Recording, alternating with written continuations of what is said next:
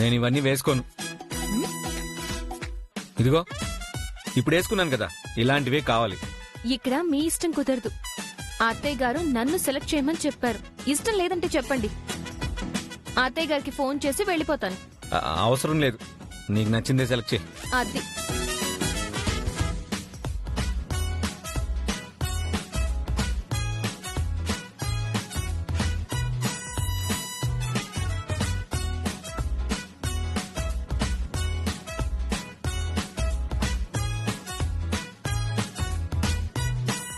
ఇదిగోండి, ముందు వెళ్ళి ఇవి వేసుకున్నాండి.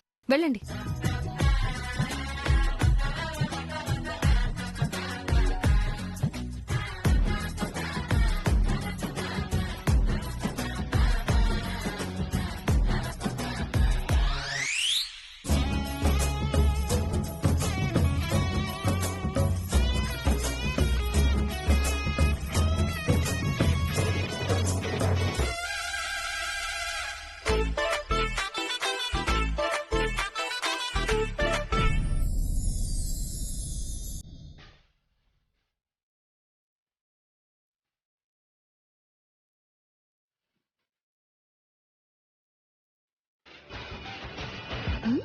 సూపర్.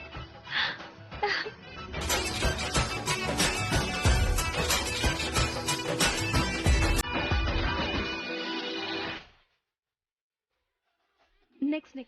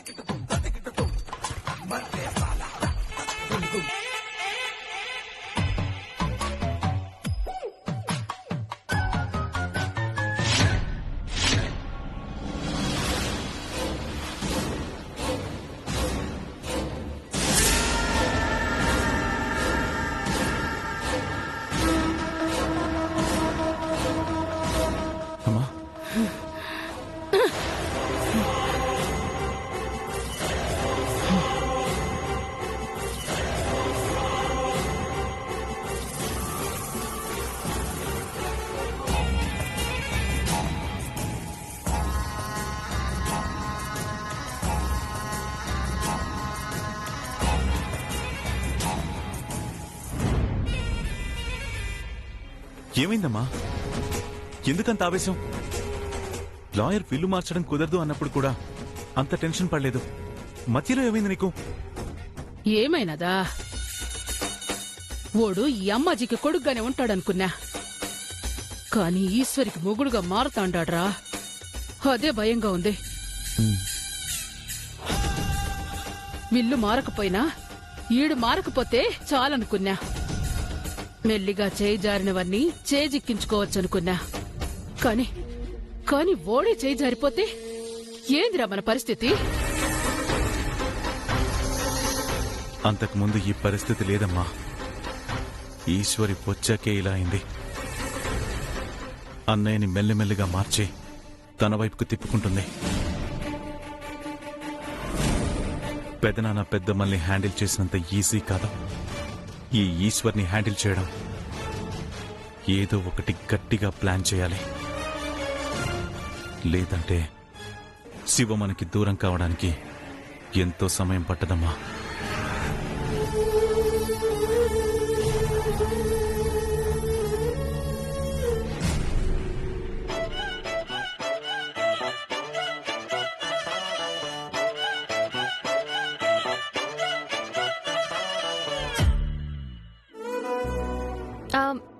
ఇప్పుడెక్కడికి వెళ్దామండి?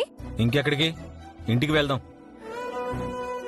అదేంటి రాక రాక బయటకు వచ్చాం? ఎక్కడైనా భోజనం చేసి కాసేపు అలా షికార్ చేసి సినిమాకొద్దా? హా, వెళ్దాం వెళ్దాం, చాలా రోజులైంది చూసి. పదండి వెళ్దాం. ఎక్కడికి వెళ్లేది? నిన్ను సినిమాలకి షికార్లకి తీసుకెళ్ళడం తప్ప వేరే పనేం లేదనుకుంటున్నావా? ఏదో మా అమ్మ చెప్పింది కాబట్టి ఈ బట్టల కోసమైనా వచ్చా, లేదంటే జీప్ కూడా ఎక్కించుకునేవాడిని కాదు.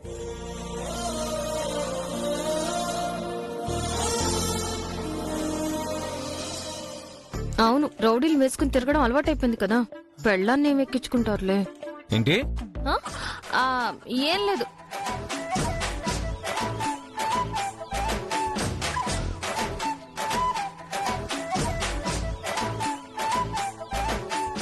ఈ సీరియస్ ఫేస్ ఏంట్రా బాబు, చూడలేకపోతున్నా.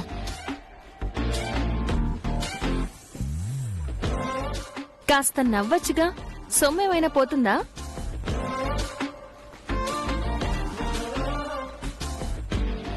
పక్కన కారేం వెళ్ళడం లేదే. ఈసారి మిమ్మల్నే అన్నాను. అవును, ఇందాకేదో వెటకారానికి ఎప్పుడు నవ్వుతూ ఉంటారనంటే నిజమనుకున్నారా ఏంటి? అద్దంలో చూసుకోండి ఒకసారి మొహాన్ని. కళ్ళల్లో కత్తులు, బుగ్గల్లో బాంబులు పెట్టుకున్నట్టు ఎప్పుడు అని అనుకుంటూ. మాట్లాడకుండా కూర్చో, లేదంటే ఏం చేస్తారు? దింపేస్తారు, అంతే కదా? ఇలా మీ సీరియస్ మొహం చూస్తూ రావడం కన్నా చల్ల గాల్లో హాయిగా నడుస్తూ రావడం బెటర్.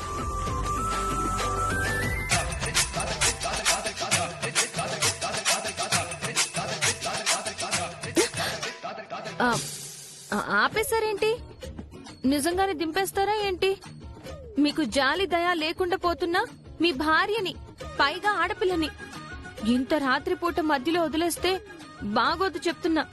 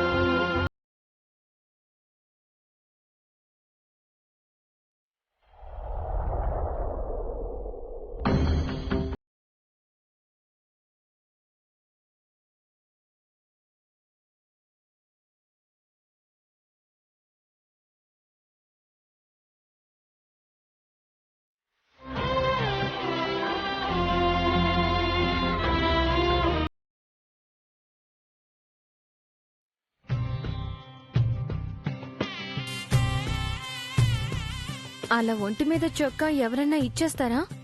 నేనిచ్చాను కదా. అంటే పాపం ఆవిడికి బాగా చలి వేస్తూ ఉండొచ్చు, అందుకని అప్పటికప్పుడు చొక్కా తీసి ఇచ్చేయాలా?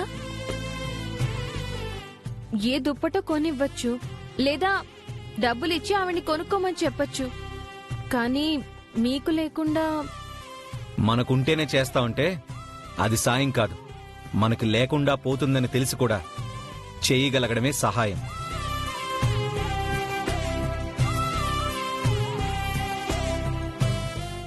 అయినా అప్పుడు నేను అంత ఆలోచించలేదు. ఆమె చలి నాకు కనిపించింది, నా చొక్కా ఆమె అవసరాన్ని తీరుస్తుందనిపించింది, అంతే. ఇంకేం ఆలోచించలేదు.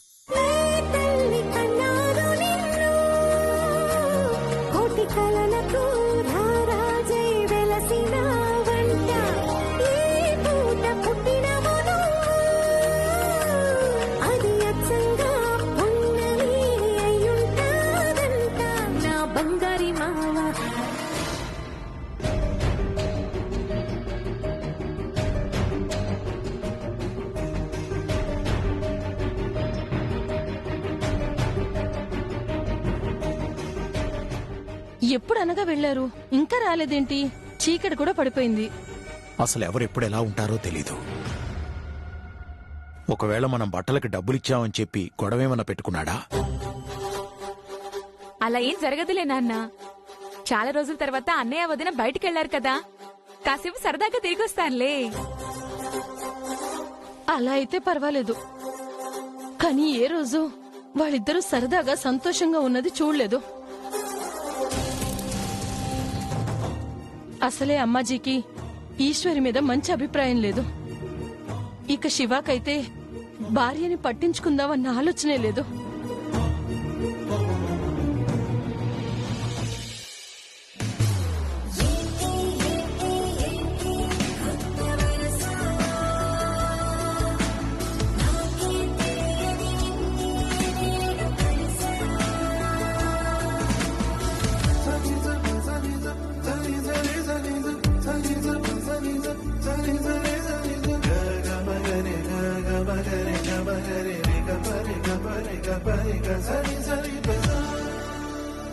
అన్నయ్య, ఆ, షర్ట్ లేకుండా వస్తున్నావేంట్రా?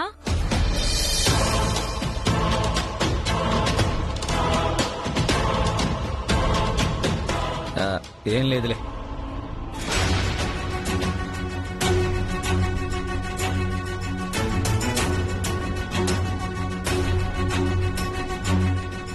ఈశ్వరి, ఏమైందమ్మా? షర్ట్ లేకుండా వస్తున్నాడేంటి? మీ కొడుకు అంతే అత్తయ్య. ఏం చేసినా ఆ లెవెలే వేరు, ఆ మనసు వేరు. ఆయన హీరో అత్తయ్య.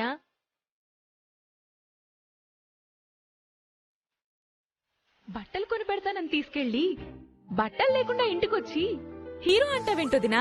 బట్టలు కొన్నాం లావణ్య.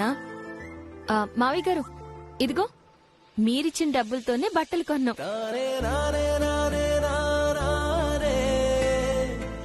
మేమక్కడి నుంచి తిరిగి వస్తుంటే మధ్యలో ఏం జరిగిందో తెలుసా?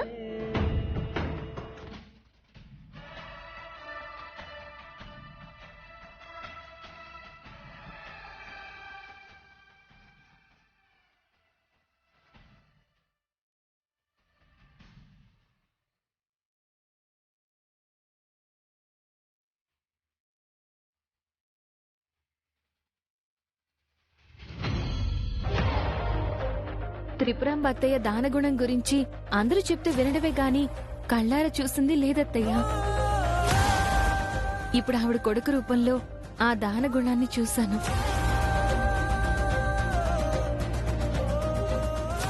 ఆయనలో ఇంత జాలి దయ ఉంటాయని అస్సలు ఊహించలేదు. వాడికి అందరి మీద జాలి దయ ఉంటుందమ్మా, ఒక్క ఈ కన్న తండ్రి మీద తప్ప. మావయ్య గారు, ఎంత మంచి మనిషి అయినా ఏదో ఒక కారణం వల్ల ఎవరో ఒకరి మీద కోపం చూపిస్తారు. మనం చేయాల్సిందల్లా ఆ కారణం ఏంటో తెలుసుకుని దాన్ని పరిష్కరించడమే. తర్వాత అంతా మిగిలేది మంచితనం, ప్రేమే కదా. ఆ ఆశే ఎన్ని దెబ్బలు తిన్నా ఎదురు చూసేలా చేస్తుంది. అంతా అనుకున్నట్టే జరుగుతుంది అత్తయ్య. ఈ రోజు ఆయన ప్రవర్తన చూశాక ఇంకా నమ్మకం కలిగింది. మా పెళ్లి జరిగాక మొదటిసారి ఇన్ని పెళ్లి చేసుకోవడం నా అదృష్టం అనిపించింది.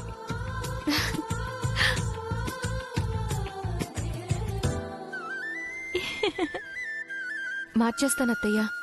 తొందరలోనే అమ్మాజీ అన్న మచ్చని తుడిచేసి కడిగిన ముత్యంగా చేస్తాను.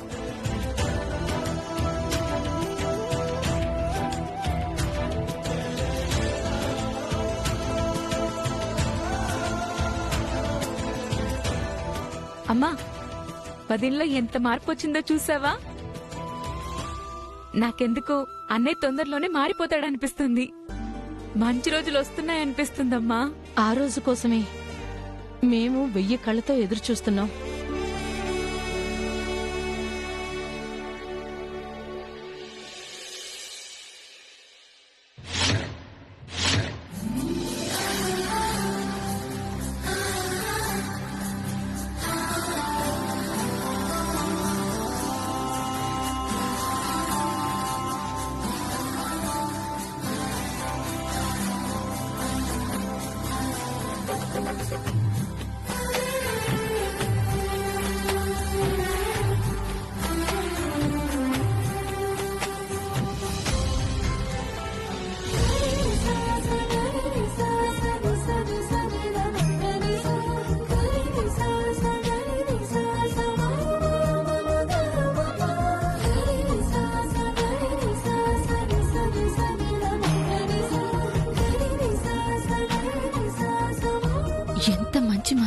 మనిషివి మొరటోడువని తీసి పారేశాను. అనవసరమైన అపార్థాలతో జీవితంలో భాగమైన మనిషికి మనసులో మాత్రం చోటివ్వలేకపోయాను. ఇంకా ఆలస్యం చేయకూడదు. నా మనసేంటో ఆయనకి తెలిసేలా చేయాలి.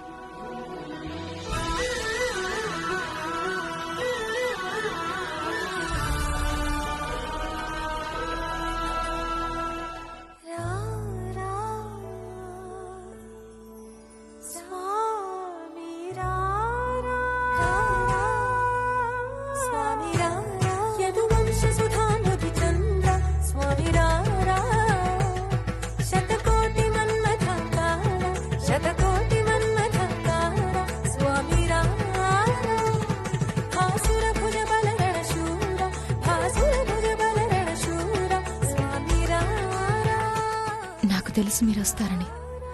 మనసులో ఓ మనిషికి చోటిస్తే అంతే. మనసులో ఏమనుకుంటే వాళ్ళకది తెలిసిపోతుంది.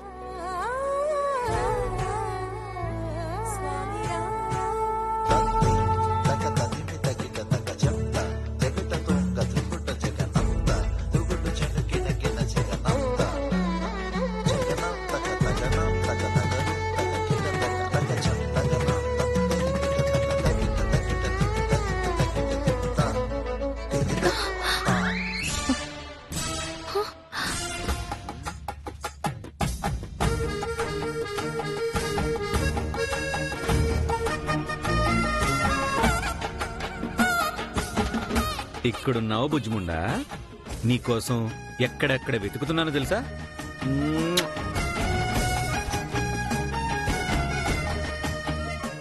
అందంగా ముస్తాబోతున్న పెళ్ళాన్ని వదిలేసి కత్తికి ముద్దు పెడుతున్నాడా?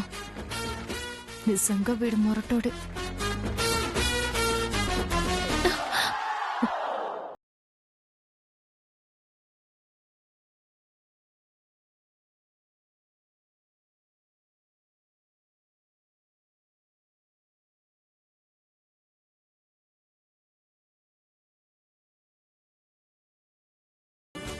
నీకోసం వచ్చాననుకున్నావా?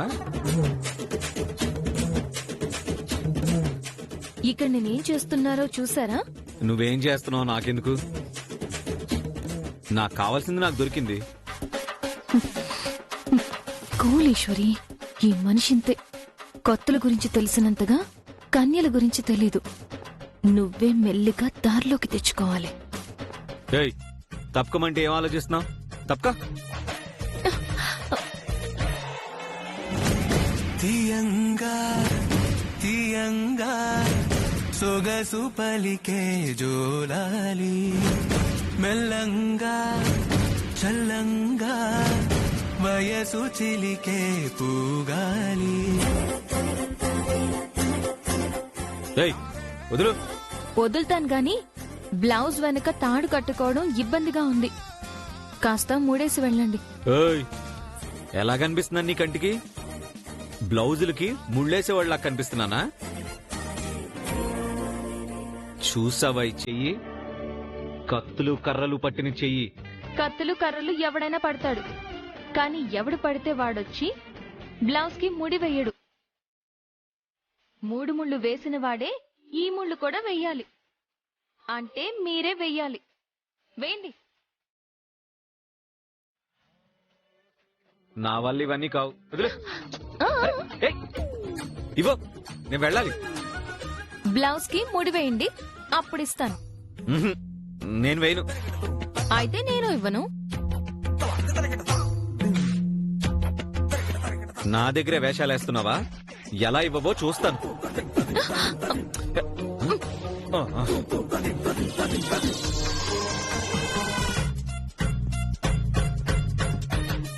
ఏయ్, మర్యాదగా కత్తివ్వు.